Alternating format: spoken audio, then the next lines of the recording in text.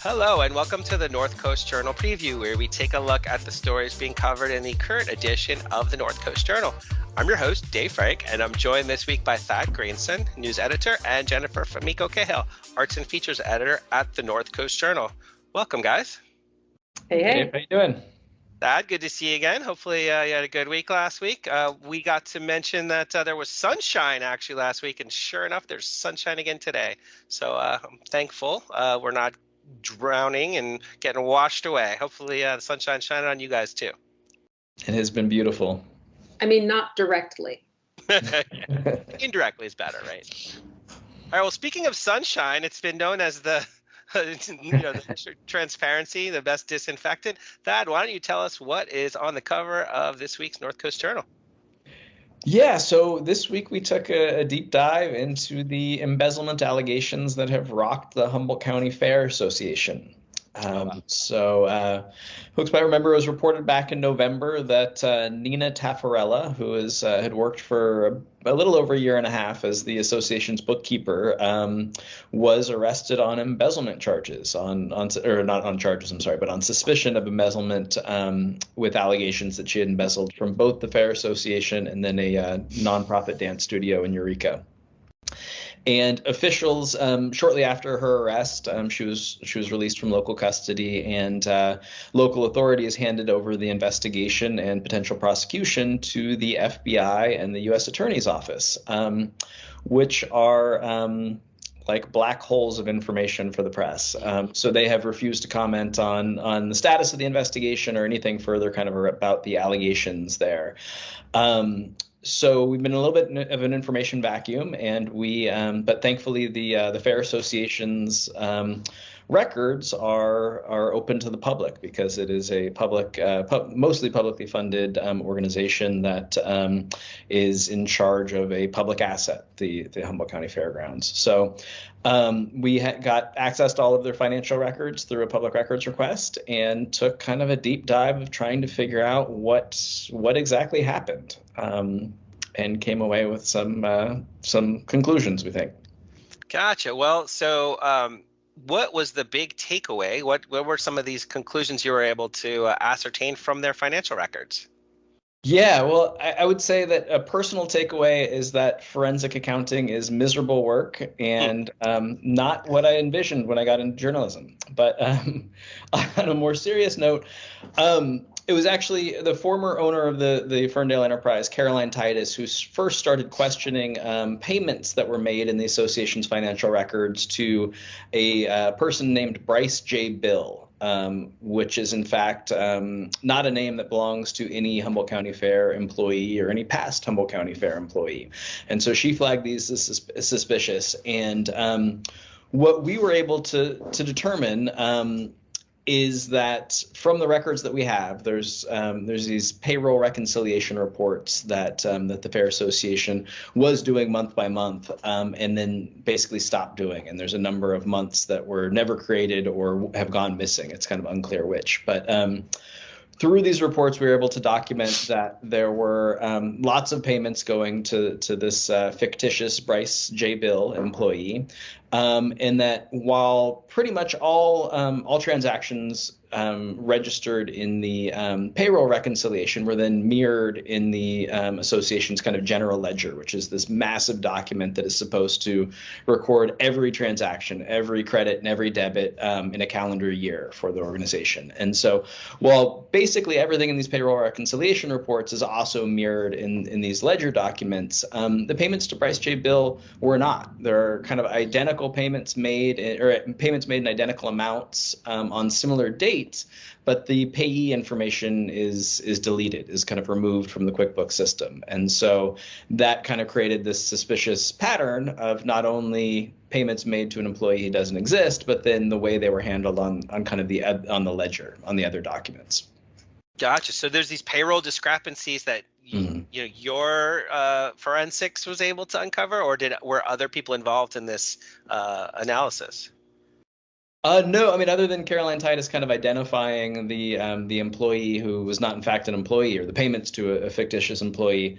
No, this was all just us going through and cross-referencing these different ledgers.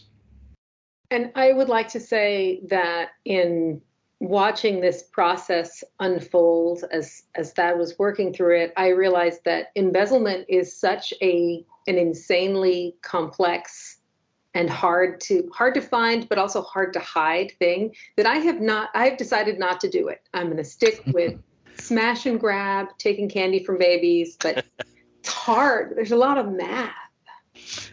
A whole lot of math. So how widespread was this? You identified one, or you mentioned one name, but how widespread was that practice across the ledger? Yeah. So I mean, the short answer is we don't know exactly. I mean, what we were able to determine is that there were $218,000 in payments, direct deposit payments that were made by the association that followed a similar pattern, where the payee information was deleted out of the ledger. And it appears that for the months that we have the payroll reconciliation reports, the primary recipient of these payments seems to be an employee who did not exist, which is very, very suspicious. There's some other discrepancies in the books about the way there's payments listed to the Internal Revenue Service. And in kind of all instances throughout the ledger, or most instances, these payments are made to the abbreviated IRS. And then there's a batch of payments made to the Internal Revenue Service, which if somebody familiar with QuickBooks would kind of flag this as suspicious, because the way QuickBooks works is you create accounts for specific employees or specific payees, and then you just, rather than typing in the names every single time you make these payments, you just select the payment or the vendor or the employee the payee, the vendor or the employee that's already in the system, and pay it to them. And so why you would have the Internal Revenue Service entered two different ways seems weird. And all of these discrepancies fall within the time period that Nina Taffarella worked at the Fair Association, and none of them exist prior or after, which just kind of adds suspicion to that pattern. So obviously very suspicious. One of the things that you mentioned was payroll reconciliation reports. Was there a pattern there at all? Do they have those comprehensively through the period in question? No, and that's, I mean, I think adding to both, I think the difficulty in kind of figuring out exactly what happened and trying to reconstruct these transactions, but then also probably adding to the environment that was, just as the story kind of explained, seems to have been very ripe for embezzlement, is the fact that these records weren't kept regularly or fastidiously. And this all occurred at a period of a lot of turnover and kind of turmoil with the Fair Association. And so for the first, 8 months of Nina Taffarella's tenure at the association, these payroll reconciliation reports were done monthly by then General Manager Catherine Zemer. And then after she left the association in November of 2021, they just kind of stop. And then all of a sudden they show up again, these payroll reconciliation reports, in February and March of 2022, listing Dwayne Martin, a former Fair Board member and treasurer, as the person who created these reports and reconciled the accounts. We caught up with Dwayne, and he says that he never had anything to do with them. He has no idea why his name would be attached. And the current general manager of the Fair Association, Rich Slachy, similarly says he doesn't know why Dwayne would have been listed on those reports. But he also says that he didn't even know these reports existed until these embezzlement allegations came up and people started asking for financial records, at which point he and other Fair Association staff members went through kind of financial records to provide to investigators in response to public records requests. But it's clear that at least for the last year or so, nobody was looking at these reports, but nobody was even looking for them. This is all very unfortunate. What seems to be the impact on the organization, or comments from its current member or leadership? Yeah, so I mean, Perhaps fortunately, I mean, this came about at a time when there was a really large influx of money to the organization. I say perhaps because that's also part of what created the opportunity to embezzle these funds. Whereas if prior to this cash influx, the association was really struggling to make ends meet and was probably keeping a much closer eye on its finances then than it did after. But the association received about $700,000 combined in COVID relief monies and state subsidies and payment from the County Board of Supervisors. And then had a very successful 2022 fair. So the association is on firm financial footing. It has about $1 million in the bank. It is not, in danger of folding because of this. Really, most of the talk from Fair Board members and the current general manager is really forward-looking on making sure something like this doesn't happen again. And so they're talking about outsourcing payroll. They're talking about introducing kind of a system of checks and balances to make sure that one person isn't, receiving an invoice or creating an invoice, cutting the check themselves, and then signing off on a reconciliation report to really make sure that, every dollar coming out of the Fair Association's accounts has multiple people looking at it and signing off on it.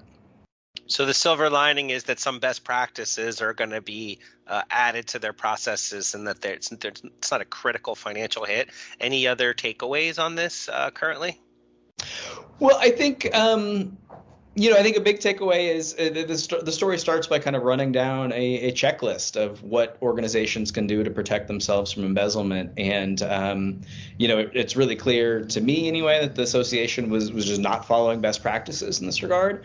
And I think that's a really common problem for a lot of businesses and nonprofits. And we've certainly seen it repeatedly in Humboldt County. I think especially in small offices where there seems to be a level of trust that isn't always warranted. I'd be remiss if I didn't mention that the journal itself has been through embezzlement allegations. We had a former bookkeeper who was charged with embezzlement and recently settled her case, pleading guilty to a lesser charge and agreeing to pay back the money that was allegedly taken. Wow, that's awful news. I'm sorry to hear this, but I guess it's more widespread than people realize, obviously. It's home.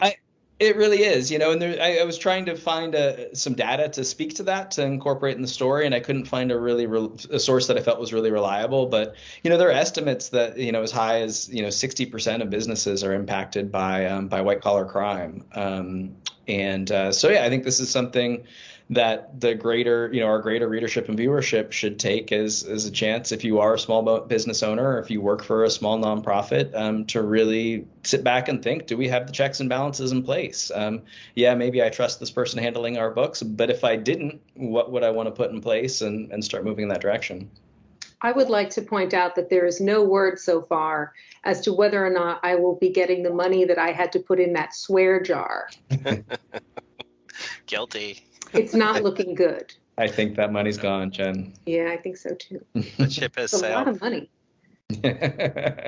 But I guess part of what you alluded to is that because of the nature of the crime, it's very secretive for organizations. They really just don't want it to get out there that this has happened. Mm-hmm. But any insight on what people can do if they want to take that step of saying, hey, we need help with a suspicious pattern of spending in our organizations? Yeah, I mean, they can. The first thing they should do is contact, their local law enforcement agency to investigate. But then also, most financial institutions have fraud prevention wings and fraud prevention programs. And so, those would be my two suggestions: is going to those two entities to see.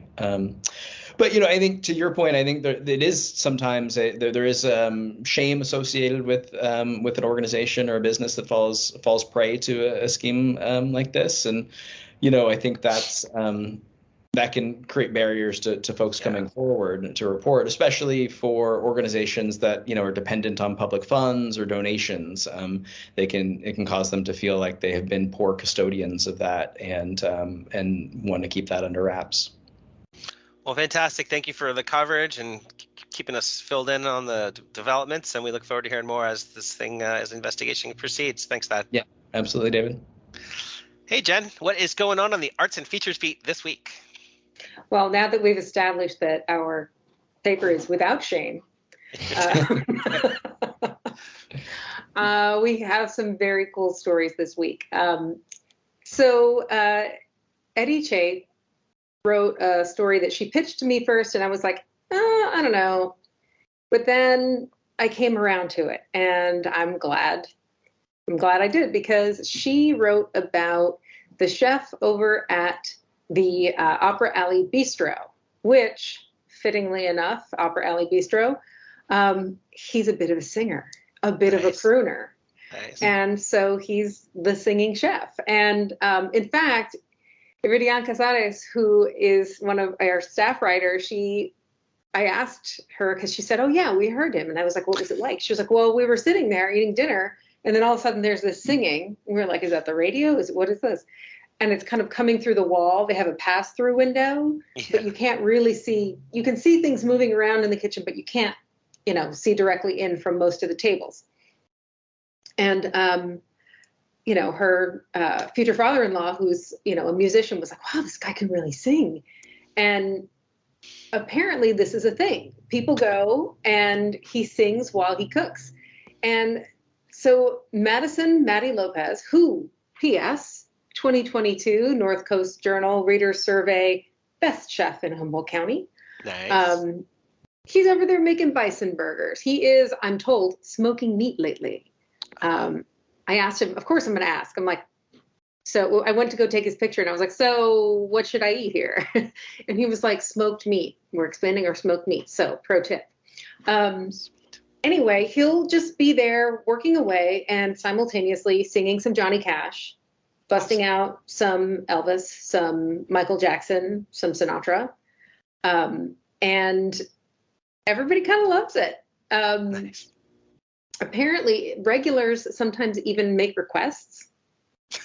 And he will sing the song you requested, which, like, make your Valentine's Day plans now. And if he doesn't know it, he will learn it by the time you come in again. Oh, that's cool. Wow. Isn't that fun? It's like having a human jukebox. So anyway, he's a lovely guy. He's very friendly and smiley. And, she interviewed him about how he started singing, how he started cooking, and it was kind of at the same time. So he grew up in a house where there was lots of singing in the kitchen. So cooking with his mom and his grandmother involved singing maybe along to the radio or just, to themselves. And, he, like a lot of people, grew up with, food and love being really bound up together. And what I found really interesting was he talks about how his mom and grandma encouraged him. So even when he was a kid and he was, doing his own recipes, has like the cooking channel taken this from us? I don't know. Like our expectations, but even if he made like a little change, like he gives the example of like a tuna casserole where he was like, maybe this needs more onions. And they would just like gas him up and be like, that's incredible. You've made a whole new dish. And really encouraged him to love this thing. And for those of us, I'm not naming names, but perfectionists who have outrageous expectations for food, cutting your kids a break when they're in the kitchen and encouraging them can mean the difference between, I don't know, you want some chefs in your family? I do. It's kind of a cool story. And it really made me remember the importance of really encouraging your kids in your kitchen to like look back and have those really good memories about not just if they become professional cooks, but also because there's something really simple and, that makes you feel good about like, hey, you are good at making a thing that can be shared with your family, right? You are a good creator and provider of food, sustenance, love, taking care of each other. It's such a great message to give a kid, for them to remember that about cooking, even if they're just like mashing potatoes or whatever. I'm sorry, kids. My kids are going to end up watching this. I know you leave lumps sometimes. I'm sorry. So that's a thing in my family. We say that pretty much every time we have mashed potatoes. It's going back to our youth. No lumps. I know. Ricer. That's my gift to you. But anyway, it's a really cool story, and he seems like a cool guy. And his dream eventually, he's a little bit shy, so he's not ready to come out and sing. He's very happy to sing behind the wall where no one can see him. So the photo that's in here in the journal is a rare glimpse of him in all his glory. But it's kind of cool. Like he was saying, like he imagines himself not like, he doesn't imagine himself as like a rock star, but like as a lounge singer and like kind of like crooning. So anyway, I don't know if somebody's going to put together a GoFundMe for a tuxedo or what the deal is, but one of the co-owners, the husband and wife own and run the Opera Alley Bistro, and the husband, Kyle Widmer, was saying like, well, yeah, people like it, like customers like it. So why would I discourage this? You know, he's only sorry that Maddie is not going to go on like some singing show or something. But yeah, he was saying, you know, it's so cool to have this added value in their chef. So anyway, the next time you're over there, come with a request. I don't know. But smoked meat and songs. Pretty serious draw. Like I'm remiss I haven't been there, but now I'm definitely going. So thank you for letting us know. I mean, you can't go wrong. Seriously. What else you got going on in the Arts and Features beat this week? A little more difficult way to get a meal. So there's a fellow, this is his first time writing for us. Josiah Bunting is a person who loves outdoor stuff, including abalone fishing, which you can't do. And you can't do it until like, what is it, 2026 then? Something like that. No, it's probably another decade. Oh, no. Yeah, it's not good. There's no Damn abalone. urchins. Yeah. Eat those urchins. But in order to get that same buzz that he gets from just like, you know, snorkeling and, as he puts it, entering a whole other world in like 1 second, like, you go into the water and you are submerged and it's like another planet, right? He talks about how other sports, they're cool, but the literal and metaphorical immersion of snorkeling and like, you know, fishing with a snorkeling gear is hard to beat. So he decided, I'm going to take up spearfishing. Nice. And as he put it, he said, this isn't really an article that's telling you how to spearfish. Instead, he talked to somebody who is a local spear fisherman, and he wanted to get the skinny on the particulars of spearfishing on the North Coast. So, you know, you can go to a outdoor store and tell them, hey, I'm going to start spearfishing. There's a million articles, there's a million videos to teach you the spearfishing basics. But getting one-on-one, you know, knowledge sharing, skill sharing with a person who's experienced is kind of invaluable. So Josiah tracked down a fella named Tyler Grunnert, who has some YouTube videos and stuff, and who catches, I'm going to say, some objectively huge fish. My God. I had to look up what this monster was. Apparently, it is there's a lingcod picture and there's a flounder picture. They're both terrifying. Anyway, and what you do is, you know, you snorkel under the water and you use you can even use just a stick if you really want to go back to basics. But they have these like spring-loaded and air-loaded spear guns, and you just shoot the fish and take it back up. But according to this guy, there are some things you need to be looking out for, including sea lions. Oh, wow. Who also love to hunt for fish and will straight up apparently take a bite out of you if they get aggressive about their territory. Likewise, our friend the Pacific octopus. I did not realize the Pacific octopus can grow to over 100 pounds and more than 14 feet from tentacle to tentacle. Oh my God, I'm never going in the water. But anyway, those are things to look out for because they do get curious apparently and will occasionally pull a mask off of a diver. So you want to avoid them. But anyway, he gives some great tips and, I would say it's a fun read, even if you're not planning on going spearfishing. But yeah, check it out. It's a good one. I think the insider hot tip of that article was South Jetty, not North Jetty, because North Jetty is where great white sharks hang out. That is another bite you don't want to get. That's like the worst. Yeah, even honestly, just seeing one. I'd rather not. No thanks. Well, cool, Jen. Unfortunately, that's all the time we have, but we really appreciate hearing from you this week and look forward to more updates next time around. Right on.